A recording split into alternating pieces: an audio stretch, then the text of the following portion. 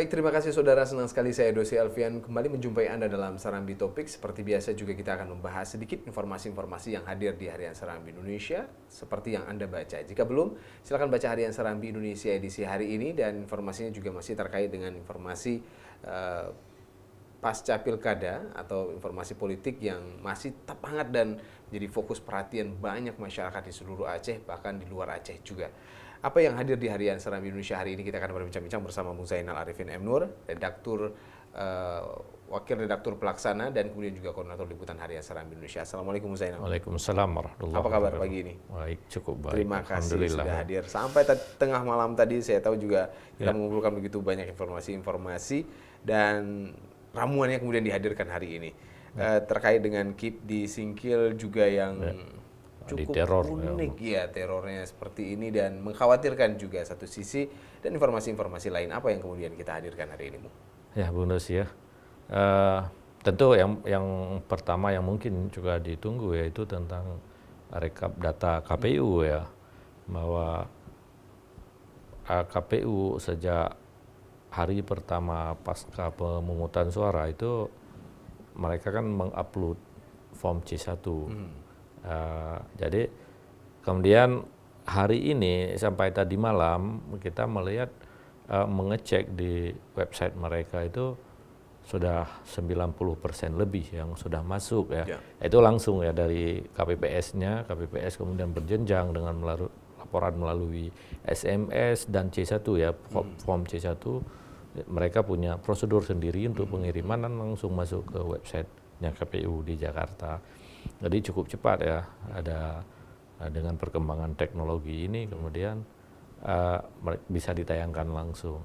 Nah ini kan tidak jauh berbeda Bung Dosi ya dari yang kita tayangkan beberapa hari belakangan. Kalau dulu sejak kemarin edisi kemarin kita sudah menayangkan punya KPU karena angkanya kemarin itu sudah 85% ya dari total DPT-nya yang sudah masuk 85%. Nah kita nggak lagi pakai dari data des pilkada di kabupaten kota.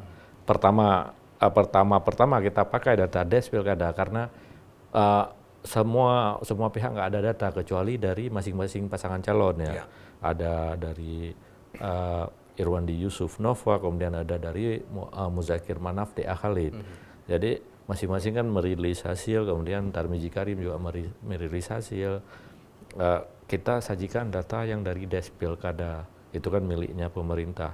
Nah ketika KPU angkanya sudah 86% dari TPS ya, bukan dari DPT ini, karena kalau dari DPT itu angkanya lebih kecil, tapi masuk dari TPS itu artinya ada suara yang tidak digunakan, artinya tidak menggunakan hak pilih, ada suara rusak sudah di situ ya.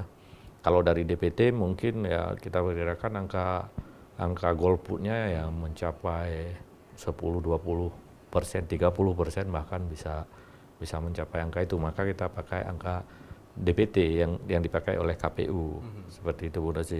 Jadi hari ini 90% sudah yang masuk ke suara ke websitenya KPU yang namanya Situng, sistem penghitungan hasil pilkada. Nah itu yang pertama. Kemudian cukup heboh yang seperti Bung Dosi sebut tadi ya, di Singkil ada kasus teror. Nah ini pakai jeruk purut gitu ya. Jadi ditemukan di dekat pagar kantor KIP. Nah tapi ini diperkirakan sudah beberapa hari terjadi, cuma baru ditemukan kemarin. Jadi bikin geger di Singkil. Ya dengan perkembangan zaman seperti ini kok masih ada masih ancaman ada, seperti ini. Masih ada ancaman. Jadi ada di sana jeruknya ditusuk paku, kemudian ada lipatan daun sirih, kemudian dibalut dengan tanah liat. Jadi ditaruh, jadi tanah liatnya sudah kering, makanya diperkirakan beberapa hari.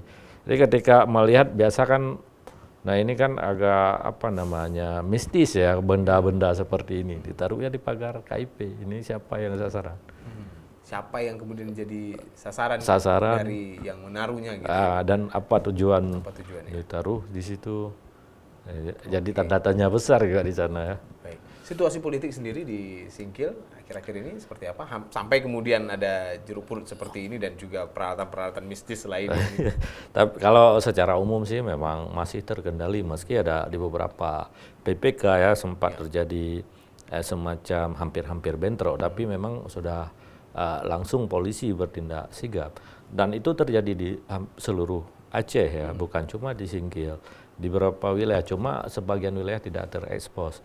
Misalnya juga di PD itu, di Aceh Utara. Tapi polisinya berjaga tetap memberikan pengamanan cukup ketat ya, yang dijaga oleh polisi sehingga tidak terjadi bentrokan. Di daerah lain bedanya nggak ada jeruk purut dan beberapa alat mistis tadi.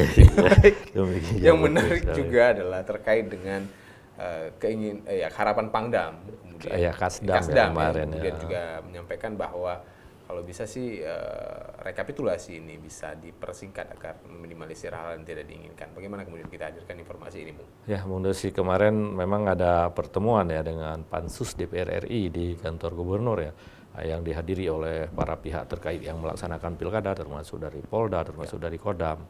Jadi di sana Kasdam hadir dan beliau memberikan pandangan. Dengan perkembangan teknologi sekarang yang dimiliki Indonesia juga ya, kalau misalnya dunia, Amerika Serikat atau di luar negeri, di Eropa itu kan sudah mulai pemilihannya pun langsung dengan sistem vote dari rumah, bahkan tidak perlu ke TPS lagi ya. Tapi Indonesia harus masih kita ke TPS, kita mencoblos. Tapi dengan perkembangan Indonesia juga sudah memiliki teknologi yang cukup canggih ya menurut Kasdam. Jadi ada laporan masuk seperti yang salah satunya seperti yang dimiliki oleh KPU, yang sistem penghitungan suara atau situng. Jadi cepat masuk. Nah, boleh meminta supaya ini dipersingkat waktunya, tidak lagi seperti 5-10 tahun yang lalu yang memang butuh sangat manual ya. Masih teknologi belum berkembang sepesat sekarang yang semua orang punya Android, yang hampir rata-rata orang punya Android ya. Nah, kenapa kemudian Pangdam menyarankan ini dipercepat? Kalau sekarang kan ada 9 hari setelah hari pemungutan suara, kemudian tahapan-tahapan ada 9 hari baru sampai ke provinsi baru diumumkan. Nah, menurutnya ini rawan untuk dimanipulasi ya, dimanipulasi data, kemudian juga rawan terjadi kebingungan masyarakat. Ini bilang seperti ini dari ini. Seperti yang hadir akhir-akhir ini seperti itu ya. Terkait dengan hal itu juga sedikit saja mungkin menyinggung. Kita kan sampai hari ini juga masih menggunakan data dari KPU ya. Betul. Di websitenya KPU jelas, dan kemudian komentar demi komentar juga hadir terkait dengan hal ini. Apa yang menarik akhir-akhir ini sampai hari ini? Ya, yang memang ada kemarin dari juru bicara Partai Aceh ya, sudah mengatakan bahwa itu tidak bisa dipegang ya. Kalau KIP beberapa hari lalu mengatakan itu cuma data pembanding ya dari website KPU. Jadi KIP bilang seperti itu, kita anggap ini adalah data pembanding. Ya, artinya tidak dibilang bahwa ini salah sama sekali. Ini adalah data pembanding dan kita sebagai media berhak untuk mempublish ini ya, supaya masyarakat tahu gitu ya. Nah, kemudian kemarin juga Wakil Ketua Komisi 1 DPR Aceh, ini Komisi 1 membidangi pemerintahan, salah satunya mengawasi pelaksanaan pilkada. Mereka menyebut ini data KPU tidak akurat.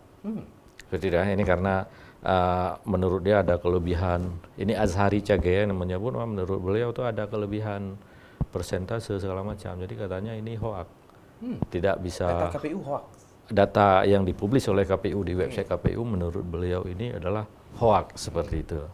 Nah, artinya bohong ya, tidak bisa dipegang. Nah, terkait dengan data terakhir yang dimiliki oleh Partai Aceh sendiri, apakah kemudian juga ini bagaimana kemudian? Ya, karena itu kita kan beberapa kali minta, karena yang menolak data KPU ini adalah kebanyakan dari Partai Aceh memang. Jadi kita meminta data pembanding dari Partai Aceh. Nah, baru tadi malam mereka juga merilis data yang dimiliki oleh Partai Aceh. Seperti itu yang kita sampaikan. Iya, ini yang harus ditunggu. Informasi data rilis mereka lah yang kemudian menarik perhatian masyarakat juga. Terima kasih Bung Zainal Arifin atas waktunya berbincang-bincang hari ini, dan saudara, demikian perbincangan kami dalam Serambi Topik. Jangan lupa baca harian Serambi Indonesia dan kunjungi kami juga di www.serambinews.com. Saya Dosi Alfian, kembali ke studio.